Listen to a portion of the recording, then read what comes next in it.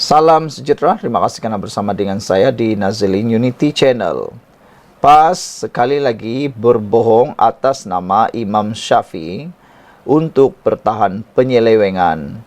Dipetik daripada Harapan Daily oleh Ahmad Mursi.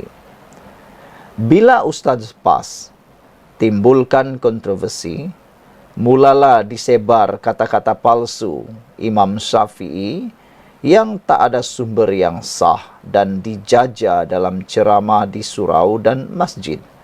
Ramai pula percaya tanpa soal. Apa yang disebarkan? Carilah ulama yang dibenci oleh orang kafir dan munafik, dan jadikanlah dia ulama yang membimbingmu.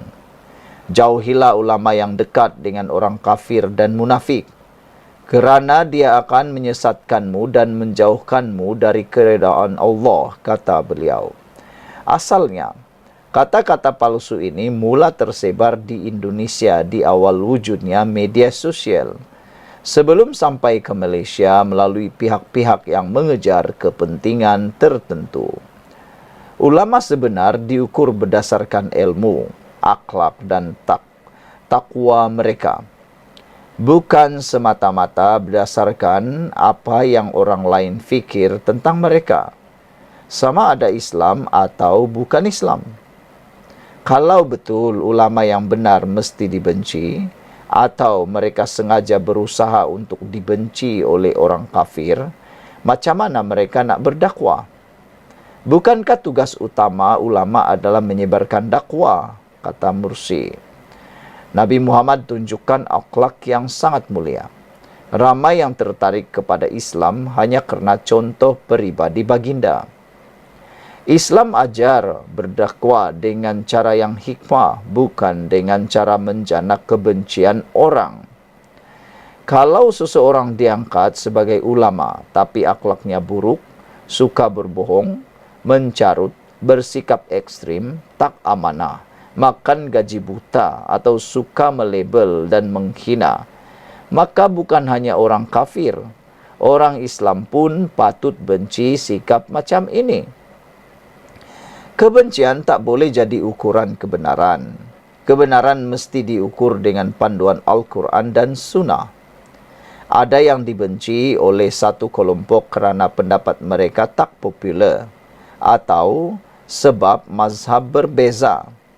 Tapi itu tak jadikan kebencian sebagai bukti mutlak seseorang ulama itu benar. Islam ajar untuk berbuat baik dan adil kepada semua, termasuk bukan Islam, terutama dalam masyarakat yang berbilang kaum. Allah berfirman, Allah tak melarang kamu berbuat baik dan berlaku adil terhadap orang-orang yang tak memerangi kamu kerana agama dan tak usir kamu dari tanah airmu. Sesungguhnya Allah suka kepada orang-orang yang berlaku adil. Tok Guru Nik Aziz adalah contoh pemimpin yang cuba tonjolkan Islam sebagai rahmat untuk semua, dengan pendekatan yang inklusif dan slogan PAS for all. Beliau disayangi oleh orang Melayu dan bukan Melayu. Pendekatan inilah disambung oleh Parti Amanah. Di bawah kepimpinan Haji Hadi, PAS berubah jadi parti perkauman yang eksklusif dengan pendekatan yang bengis dan ekstrim. PAS dah tak lagi perjuangkan keadilan sosial yang luas seperti dulu. Sebab itulah kata-kata palsu Imam Syafi'i ini dijadikan modal untuk pertahan fikrah PAS yang salah. Dipetik daripada Harapan Daily, ditulis oleh Ahmad Mursi. PAS berbohong atas nama Imam Syafi'i untuk pertahan penyelewengan. Sekian untuk kali ini, jangan lupa tinggalkan komen Anda.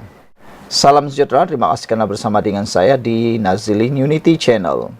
Persoalan paling besar untuk Muhyiddin dan kerajaan PN yang gagal dalam masa 22 bulan dahulu ialah kenapa semasa Muhyiddin Yassin, semasa Perikatan Nasional berkuasa, mereka tidak menghapuskan akta hasutan yang kini coba dispin oleh Perikatan Nasional selepas Muhyiddin terkena akta hasutan itu sendiri.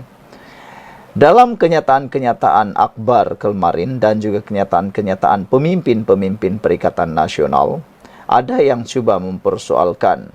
Ada yang mengatakan Pakatan Harapan Kerajaan Madani Anwar Ibrahim sebagai hipokrit. Karena kata mereka dulu kerajaan ataupun dulu Pakatan Harapan menentang habis-habisan akta hasutan. Tetapi mereka perlu tahu, yang mengenakan akta hasutan itu bukan Anwar Ibrahim, tapi mahkamah. Dan siasatan terhadap Muhyiddin bukan karena kerajaan buat laporan, tapi Istana Pahang sendiri yang telah membuat laporan polis. Itulah sebabnya Muhyiddin terkena akta hasutan. Tak apalah. Yang itu ceritanya mudah difahami. Yang ini lebih mudah difahami. Kalau betul Perikatan Nasional pun tak hipokrit, tak suka dengan akta hasutan, kenapa waktu mereka berkuasa dahulu, kalau mereka kata kenapa kerajaan perpaduan sekarang tidak hapuskan saja akta hasutan, tanya balik diri sendiri. Waktu Muhyiddin dan Perikatan Nasional berkuasa menjadi kerajaan, kenapa pula mereka tidak menghapuskan akta hasutan? Nak suruh orang hapuskan, kenapa sendiri tak buat? Itu persoalan yang perlu dijawab oleh Hamzah Zainuddin. Ahli Majlis Kerja Tertinggi UMNO, Datuk Dr. Muhammad Puad Zarkasi, mempersoalkan pemimpin bersatu. Mengapa mereka sepanjang menjadi kerajaan 17 bulan tidak pernah menghapuskan akta hasutan? Beliau menasihatkan Datuk Seri Hamzah Zainuddin agar tidak mendabik dada, mendakwa sepanjang Tan Sri Muhyiddin Yassin menjadi Perdana Menteri tidak pernah pun menggunakan akta hasutan. Beliau berkata, hendak 1000 daya, tidak hendak 1000 dali. Kerana 17 bulan itu sudah cukup untuk menghapuskan akta tersebut. Tidak payah dabik dada Muhyiddin tak guna akta hasutan. Muhyiddin jadi Perdana Menteri 17 bulan. Masa itu Hamzah Zainuddin Menteri Keselamatan Dalam Negeri KDN. Kenapa tidak hapus akta hasutan? Itu persoalannya. Sudah kena, baru nak menghapus, buat apa lagi? Hendak 1000 daya, tidak hendak 1000 dali. 17 bulan cukup tidak cukup masakah? Kalau salah, denda RM5.000 atau penjara 3 tahun. Bukan 200 juta ringgit, katanya dalam satu hantaran di Facebook hari ini.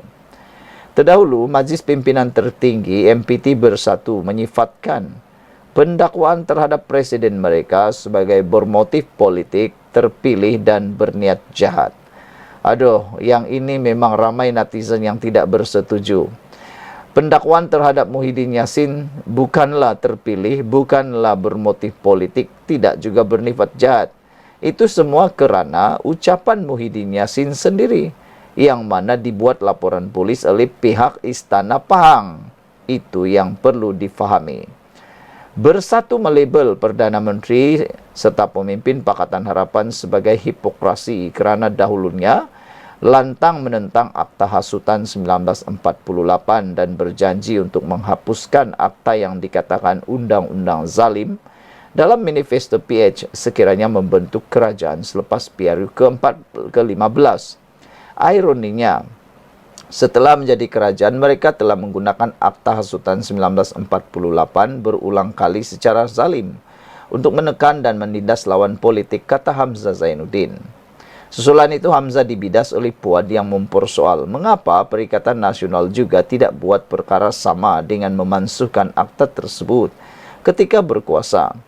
Puad juga berkata yang zalim adalah Muhyiddin kerana menyentuh kewibawaan yang di Pertuan Agong yang dianggapnya sebagai sangat menghasut.